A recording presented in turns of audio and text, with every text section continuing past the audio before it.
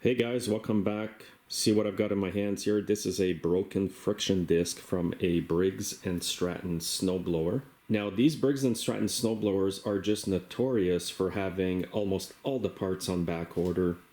That's why in today's video I will show you how I will take an existing friction disc from another machine and modify it to fix this one.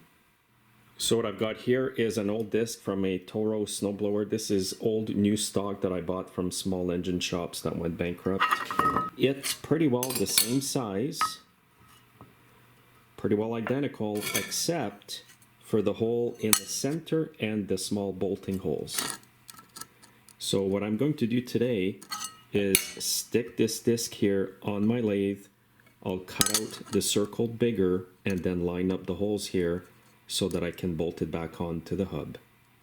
So this is the hub that came out of the snowblower that had the disc on. It fits on there perfectly. It's got a 3-hole bolt pattern, and that's what I will create on this disc over here.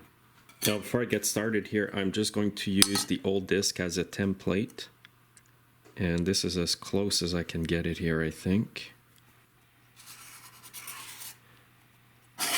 Now when I get it on the lathe, it'll make a perfect circle. Now when you put it on the lathe like this, you don't want to tighten it too much because you might warp the disc. And I've got a partition cutter here on the lathe.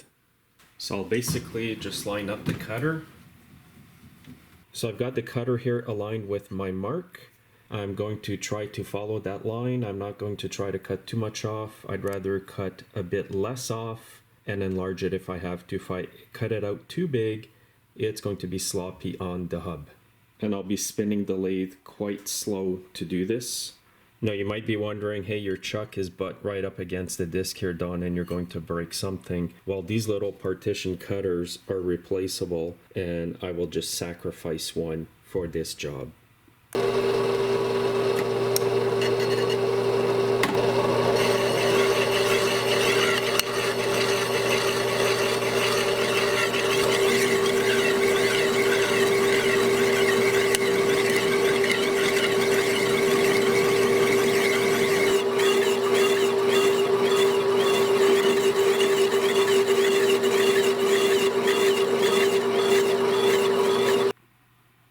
Okay, I took it out of the lathe here before I start cutting into the chuck. I will grab my jigsaw with a metal blade and cut that out.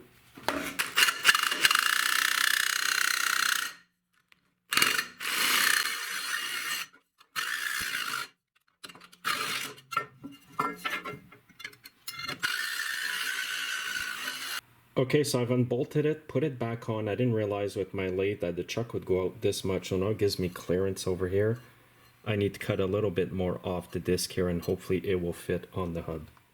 Okay guys, I've mounted it differently on my lathe. Again guys, I'm not a professional machinist or anything like that. And I've also put a boring bar. It's going to be easier to enlarge that hole.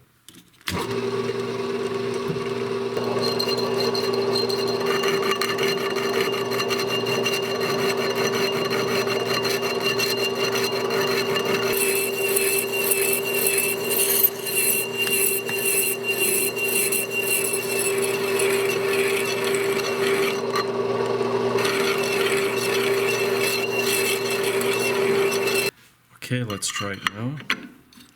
Perfect, nice and tight. And look at this fit, guys, it is perfect.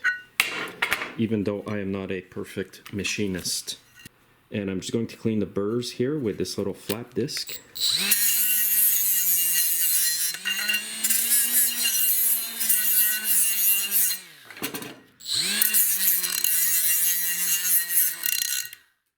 Now what I need to do is drill the holes for the 3 mounting bolts here.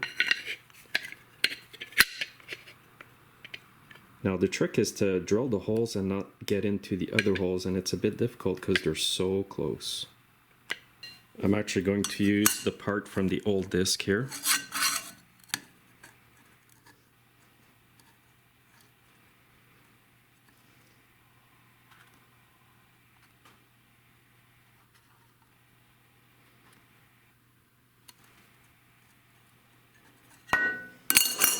Okay, I'm using a 1/4-inch drill bit for this.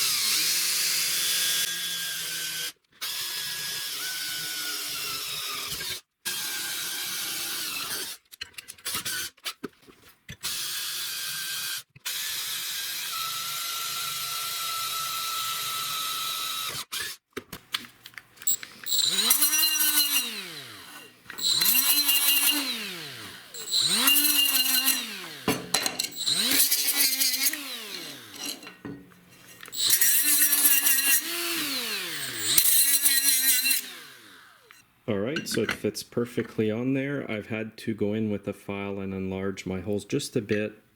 It was just a little hard to get the screws in.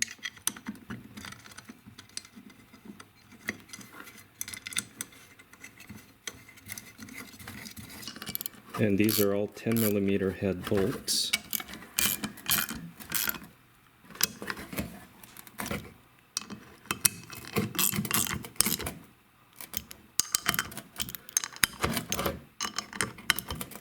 And here's that hub.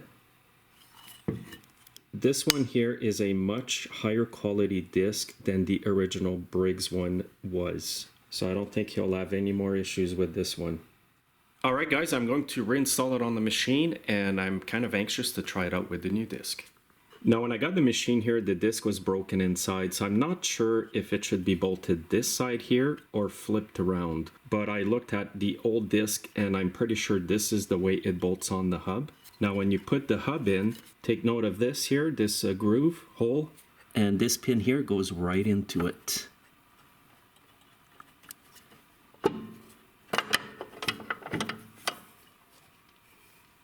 And I'll put your hex shaft through. It will go through the hub of the drive disc. And on the left hand side, you want to make sure that the sprocket here goes right onto the hex shaft.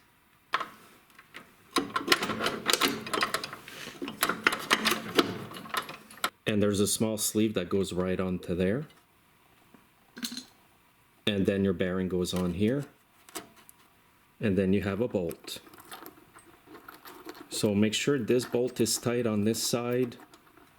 And also make sure that the bolt on the right hand side is tight as well. Now a good way to tighten up these bolts is to lock up the hex shaft with an adjustable.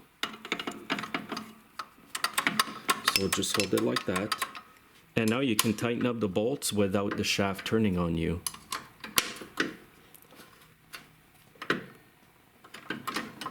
And I'm putting the wheels back on with some good old anti-seize on there first.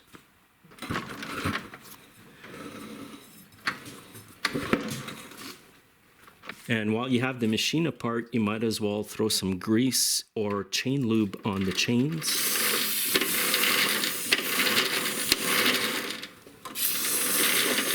Make sure you don't get any chain lube on the friction disc plate and the friction wheel itself. Now I know I started the video with the disc already off. Now if you do this from scratch, just do the reverse that I did when installing the hex. Just take the bolt off the left, pull the hex shaft out, and keep an eye on the chain and sprocket that goes onto the hex shaft. It's pretty easy.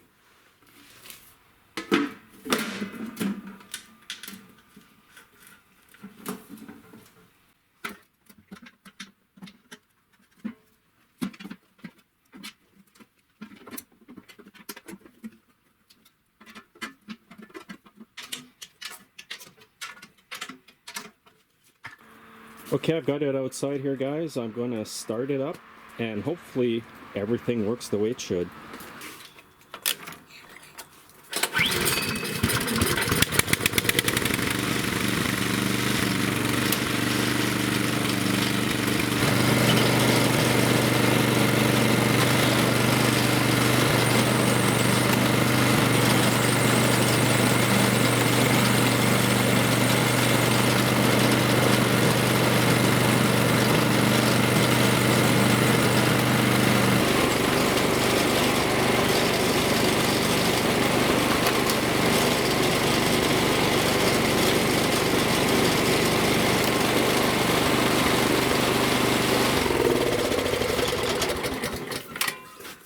So I'm glad this did the trick, guys. It just shows that you can make your own parts sometimes if you have the right tools. You might also be able to do what I did today by using a hole cutter or an annular cutter if you have access to these parts, but make sure it is well centered. When you do it on the lathe, you get a nice perfect centered hole. That's why I did it on the lathe today. Or you could buy the disc that I showed in the video and take it to a machine shop and have them make the hole bigger for you. If you liked this video and it helped you out, please hit the like button and make sure you're subscribed. Have a great day.